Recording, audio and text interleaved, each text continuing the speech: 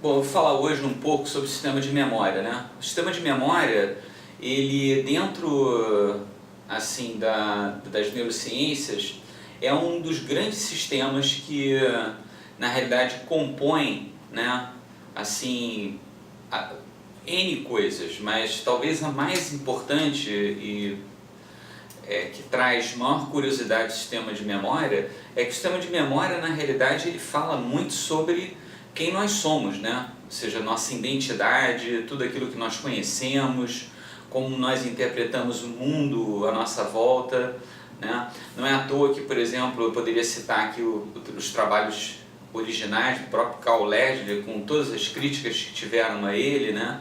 Quando ele consegue de uma certa forma mostrar um pouco da visão distribuída da memória, né?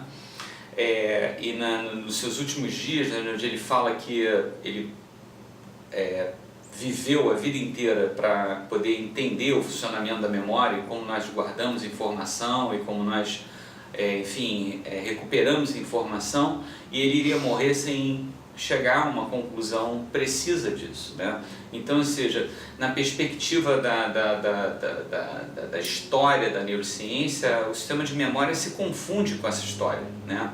Estão paralelos, né? Uma história, uma entremeada à outra, né?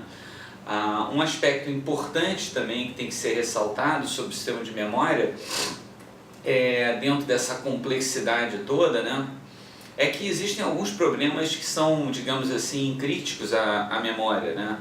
A questão da localização, que foi explorado por muitos, né? O problema da interconexão entre áreas cerebrais, como é que essas áreas, na realidade, trazem referências diversas que vão compor o sistema de memória, né? O problema da temporalidade da memória, né? E essencialmente, né, que a memória ela poderia ser distribuída e essas comunicações elas estarem distribuídas em frequências, né? Então, ou seja, a memória, a partir dessas quatro perspectivas, né, transformam esse sistema num sistema muito complexo e que até hoje nós não temos, né, digamos assim, uma clara evidência de como ele funciona, né? Tanto é que, se nós pensarmos por outro ângulo, né, é claro que muitos pesquisadores buscam, né, descobrir, por exemplo, a cura para doenças degenerativas. No caso do sistema de memória, eu poderia citar o caso da demência de Alzheimer, por exemplo. Existem várias formas de demência, mas o Alzheimer é uma delas que ataca esse sistema, né, atingindo, na realidade, a identidade das pessoas. Nós não temos ainda uma cura para essa forma de demência, né? Mas uma das coisas que eu fico sempre pensando e que é muito curioso é que, na realidade, no dia que nós conseguirmos a cura para essa demência, nós, na realidade, estaremos atravessando, rompendo aí uma das fronteiras do conhecimento, que seja o acesso, né, ao entendimento de como, na realidade, nós guardamos informação. No fundo, muitos pesquisadores, né, eles buscam essa solução em função de um problema maior que a neurociência busca há mais tempo, que seria nós termos conhecimento assim, amplo de como, na realidade, o sistema de memória ele é organizado e ele funciona, né? Do ponto de vista temporal, a memória ela é dividida em três grandes aspectos, né? Ou seja, se eu fosse falar de tempo. O primeiro deles a gente conhece como a memória sensorial, né? Ou seja, o primeiro estágio de memória, um estágio muito curto, onde os sistemas sensoriais eles entram em contato com o mundo e dão hits, né? Informações bem breves de aspectos distintos do ambiente externo, que também, óbvio, você tem que levar em consideração, né, receptores estão distribuídos pelo corpo e tudo mais, também vão dar informações internas, né, viscerais, de pele e tudo.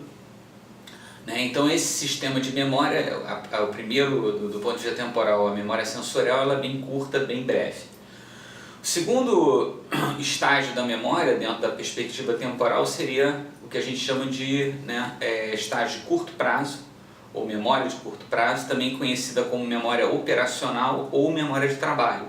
Essa memória, ela tem uma capacidade de armazenamento limitada, tá? E a duração da informação nesse segundo estágio também é limitada. Elas variam de pesquisadores em termos do que eles realmente entendem como duração, mas você pode pegar um exemplo desde o armazenamento de um número de telefone que vão te dar, e você tem que, digamos, guardar esse número até encontrar uma caneta e um lápis para poder traduzir essas informações no papel, até, por exemplo, alguns pesquisadores que consideram, por exemplo, um indivíduo que ele vai estudar para uma prova, 2, 3 dias, e depois da prova, essas informações elas vão embora, né?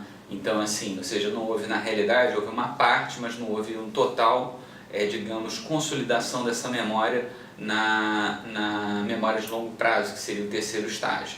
Ainda sobre a memória operacional, memória de trabalho, um dos aspectos importantes é que ela, dentro da temporalidade, ela seria um estágio de comunicação entre a memória sensorial e a memória de longo prazo. E esse, digamos, esse chaveamento, ele atende a uma individualidade do sujeito, ou seja, como você vai se comunicar com a memória de longo prazo, né? E o último estágio, a memória de longo prazo, que é, na realidade, subdividido em dois grandes campos, né? Os aspectos explícitos da informação e os aspectos implícitos, né?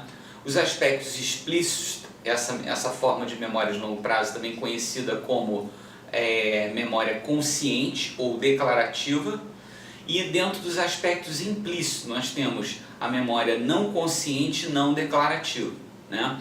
A primeira, do que a gente chamaria de memória declarativa, ela está associada a informações relacionadas a fatos e eventos, ou uma junção dos dois, fatos que carregam um evento que carrega um fato, né? Ou vice-versa, digamos assim. E a memória implícita, ela está relacionada com o que? Com processos de habituação, sensibilização, a memória chamada de memória procedural, né? Ou memória de procedimentos, que é aquela que se dá através de processos de aprendizagem, né?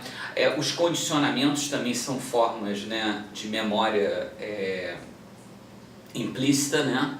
E também a memória prime. Então, ou seja, essas grandes subdivisões é que compõem o nosso material de longo prazo, né?